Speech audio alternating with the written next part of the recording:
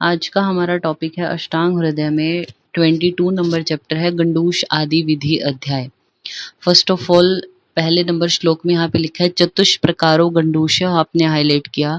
गंडूश कितने प्रकार के अष्टांग हृदय के अकॉर्डिंग? 4 प्रकार का। कौन सा? स्निग्ध, शमनो, शोधनो, रोपणश्च। स्निग्ध है, शमन है, शोधन और रोपण। फिर आपको पता होना चाहिए कि जो ये 4 प्रकार का गंडूश है किस किस दोष में या किन किन कंडीशन में यूज करते हैं। तो स्निग्ध गंडूश क्या होगा? जो वात विकारों में यूज होगा। शमन गंडूश होता है पित्त में, इसके हिंदी में है लिखा हुआ है तो आप हाईलाइट कर सकते हैं उसको। स्निग्ध गंडूश वात विकारों में, शमन है पित्त में, शोधन गंडूश कफ में, और जो रोपण है वो क्या होगा? व्रण नाशक होगा, यानी जब व्रण हो उसके रोपणार्थ, उसकी हीलिंग के लिए किया जाता है प्रयोग। फिर है 2 नंबर श्लोक में बोला स्निग्धो अत्र। स्निग्ध जो गंडूश होगा वो कैसे, किन किन द्रव्यों से मिलके बना होगा? स्वादु अम्ल पटु साधिते। स्वादु मीन्स मधुर, अम्ल पटु मीन्स ये लवण रस को बोलते हैं। तो स्निग्ध गंडूश में मधुर, अम्ल, लवण इनसे सिद्ध किए हुए स्नेह का यूज होगा। शमनः तिक्त कषाय मधुरो औषधि। शमन गंडूश में क्या? तिक्त, कषाय या मधुर औषधियों का प्रयोग होगा। और शोधनस तिक्त कटु अम्ल पटु उष्ण है। शोधन जो होंगे गंडूश उसमें तिक्त द्रव्य हैं, कटु हैं, अम्ल हैं, लवण हैं और उष्ण द्रव्य होंगे। और जो रोपणार्थ, जो हीलिंग के लिए होंगे वो कषाय और तिक्त द्रव्यों का प्रयोग किया जाएगा। तो ये चीजें चारों में कैसे कैसे द्रव्य यूज होंगे और किन कंडीशन में कौन सा गंडूश करना है वो आपको ध्यान रखना है। देन है 5 नंबर श्लोक। 5 नंबर श्लोक में आपने हाईलाइट किया दंत हर्षे, दंत चाले, मुख रोगे च वातिके। दंत हर्ष है किसी पेशेंट को, दंत चाल है, मुख रोग है और वो भी वातज मुख रोग। उनमें क्या करना है? लास्ट वर्ड हाईलाइट करना, तिल कल्कोदकम हितम। तिल कल्क का जो जल है उससे क्या करना है? गंडूश धारण करने से ये लाभ होंगे। तो ये जो लाभ है दंत हर्षे, दंत चाले, मुख रोगे च वातिके आपने हाईलाइट किया। उसके बाद लिखा गया है नित्यम तेलम मांस रसो अथवा, यानी स्वस्थ व्यक्ति है जो उसके लिए कौन से गंडूश का वर्णन किया अष्टांग हृदय में? तेल का और मांस रस से जो सिद्ध होगा उसका। नेक्स्ट है 6 नंबर श्लोक में उषा दहान्वित। अब ये कुछ कंडीशंस बताई हैं कि अगर ऐसी कंडीशन हो तो किससे आपको गंडूश धारण करना चाहिए। तो उषा या दहान्वित पाके क्षते च आगंतु संभवे विशेष क्षार अग्नि दग्धे च। ये आपको लाइन लिख के मिलेंगे और पूछेंगे कि किस प्रकार के गंडूश का प्रयोग करना है। तो सर्पी, धार्यम, पयो अथवा हाईलाइट किया आपने। या तो सर्पी का गंडूश धारण करना है या फिर दुग्ध।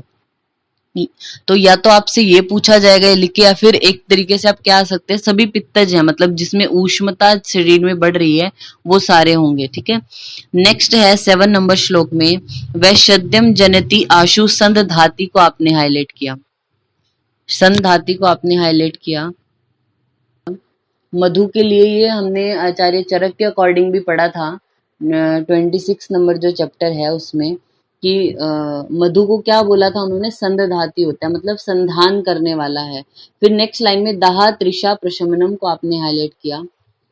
दाह तृष्णा इनका प्रशमन करता है, संधान करने वाला है, मतलब मुख में अगर व्रण है तो उनको भरने वाला होता है मधु। नेक्स्ट है 8 नंबर श्लोक में लिखा, देखिए 8 नंबर श्लोक के लाइन को हाईलाइट किया आपने, धान्य अम्ल। अगर आप कांजी जो होती है उसको बोलते हैं धान्य अम्ल, तो उससे अगर गंडूश धारण करे तो क्या होगा? आस्य वैरस्य मल दुर्गंध्य नाशनम, इनका नाश करने वाला होगा। तदेव लवणम, मतलब तदेव अभी पहले हमने बात की लवण युक्त, जो है लिखा नहीं है कहीं, बट नेक्स्ट लाइन में इन्होंने बोला अलवण। अगर कांजी में नमक, लवण जो है वो मिक्स ना किए बिना आप देते हो उसका गंडूश धारण करने को, तो वो आस्य वैरस्य मल दुर्गंध है इन सबका नाश करते हैं। अगर लवण उसमें मिला के देते हो तब क्या होगा? वो शीतम मुख शोष हरम परम। ये क्या है? शीतल धारण करने से अतिशय मुख शोष नाशक है। फिर आशु क्षाराम्बु गंडूश है। क्षाराम्बु का अगर आप गंडूश धारण करते हो तो भिन्नति श्लेष्म संचम को आपने हाईलाइट किया। कफ का जो संचय है उसका भेदन करने वाला होता है क्षारंबु का। ठीक है। तो ये पॉइंट्स क्या? डेली किसका? तेल, मांस, रस का। फिर अगर पित्तज विकार है, उषा है, दाह है, व्रण बन गए हैं, क्षार अग्नि से दग्ध है, तो सर्पी या दुग्ध का। अगर संधान आपको करना है, दाह और तृष्णा का शमन करना है तो मधु का, और मुख में जो दुर्गंध है उसका नाश है, आस्य वैरस्य है उनको दूर करने के लिए जो कांजी है वो भी लवण युक्त जो है उसका प्रयोग करना है, लवण रहित का मुख शोषहर है। क्षारंबु का कब, वो श्लेष्म संचय है जो उसका भेदन करने वाला होगा। फिर है 10 नंबर श्लोक। 10 नंबर श्लोक में क्या लिखा, नी वाते स आतपे। गंडूश धारण करने के लिए जहां आपको पेशेंट को बिठाना है वहां पे कंडीशन कैसी है, तो नी वाते स आत पे आपने हाईलाइट किया। निवात स्थान हो, वात का संपर्क ना हो सीधे, और आतप रहित हो, आतप युक्त हो, यानी धूप होनी चाहिए उस जगह पे। फिर 11 नंबर श्लोक की सेकंड लाइन में सिर्फ अंडरलाइन करना है आपने, कफ पूर्णास्यता यावत स्त्रवती घ्राण अक्षता अथवा। मीन्स कब तक आप गंडूश का धारण करेंगे, जब तक मुख में क्या ना हो जाए, कफ ना भर जाए और आंख जो होती है और नासिका इनसे श्राव ना होने लग जाए। फिर गंडूश और कल्क में भेद बताया, इंपॉर्टेंट है। असंचारियो मुखे पूर्णे गंडूश कवलो अन्यथा, यानी मुख में इतना, मुखे पूर्ण, मुख को आपने अच्छे से भर दिया फिर उसको हिलाया डुलाया नहीं जा सकता, वो असंचार्य जो होगा वो गंडूश है, जिसको आप हिला डुला सकते हो। संचारी जो होगा वो हमारा कवल होता है। फिर है 13 नंबर श्लोक में हेडिंग क्या लिखी है, प्रतिसारण के भेद, तो यही आप लिख लीजिए 3। प्रतिसारण के 3 भेद हैं, कल को रस क्रिया चूर्ण स्त्रीविध। सीधा पूछते हैं प्रतिसारण के भेद तो 3 है। नेक्स्ट है 14 में मुख लेप। मुख लेप त्रिदा हाईलाइट किया, कौन सा, दोष विषाहा वर्ण कृत सा, यानी जो दोष नाशक होगा ऐसा लेप होता है, या विष को हरने वाला होता है, या वर्ण जो है कॉम्प्लेक्शन है उसको करने वाला होगा। तो आप यही लिख लीजिए एक बार, दो शग्न लिखना पहले, दो शग्न, फिर उसके नीचे आपने लिखा विषग्न, फिर है वर्ण्यकर। दो शग्न, विषग्न और वर्ण्यकर, इनकी जो मोटाई होगी लेप की वो कितनी होनी चाहिए, दो शग्न में लिखना 1/4, जो अंगुली है उसका 1/4 जितना होगा उतनी मोटाई में वो लेप लगाना है। विषग्न 1/3 और वर्ण कॉम्प्लेक्शन के लिए 1/2। इंपॉर्टेंट है ये, दो शग्न 1/4, विषग्न 1/3, वर्णकर 1/2। ऐसा ही सेम शारंगधर आचार्य हैं जो वो भी बोलते हैं। तो वाग्भट और शारंगधर के अकॉर्डिंग सेम है कि जो मुख पे लेप आप लगाते हो, कैसे उनके कार्य के अकॉर्डिंग, कैसी उनकी एक्टिविटी है उसके अकॉर्डिंग उनकी कितनी कितनी मोटाई होनी चाहिए। नेक्स्ट है 12 नंबर श्लोक में, मुख लेपन शीला नाम दृढ़ भवती दर्शनम। मुख पर अगर आप आलेप करते हो तो उससे क्या होगा, दृढ़म भवती दर्शनम, जो दर्शन शक्ति है, दृष्टि है, वो बलवान होती है। वदनम च परिमलानम शलक्षणम, ताम रसोपमम को आपने हाईलाइट किया, ताम रसोपमम यानी कमल के समान होगा। फिर उसके बाद यहाँ पे बताया गया है मूर्धनी तेल के बारे में। तो 23 नंबर श्लोक में देखना, अभ्यंग सेकह पिचुओ वस्ति चेति चतुर्विधम। मूर्धनी तेल, मूर्धा मतलब सिर पर आप तेल का प्रयोग किस किस फॉर्म में कर सकते हो, एक तो अभ्यंग के फॉर्म में करते हैं, एक सेक के फॉर्म में, एक पिचू और एक बस्ती के रूप में धारण करते हैं। तो इन्होंने ये मूर्धनी तेल के 4 भेद बताए हैं।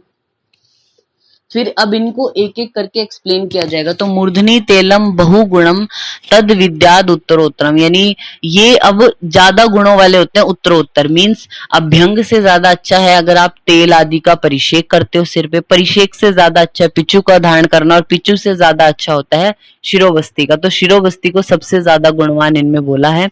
इनके लिए क्या है 24 में देखिए आप, अभ्यंग के लिए क्या बोला, तत्र अभ्यंगो प्रयोक्तव्य रोक्ष कंडू मलादिशु, रुक्षता है अगर सिर में, कंडू है, मल आदि है तो उनमें अभ्यंग करते हो। फिर अरुंशिका शिरस्तोद दहा पाक वर्णेशु तु परिषेक, इन कंडीशन में परिषेक करना है। पिचो केश शात स्फुटन धूपने नेत्र स्तंभे च, अगर बाल किसी के बहुत ज्यादा झड़ रहे हैं, त्वचा में स्फुटन हो रहा है या नेत्र स्तंभित हो चुके हैं, तब पिचू का धारण आपको करना चाहिए।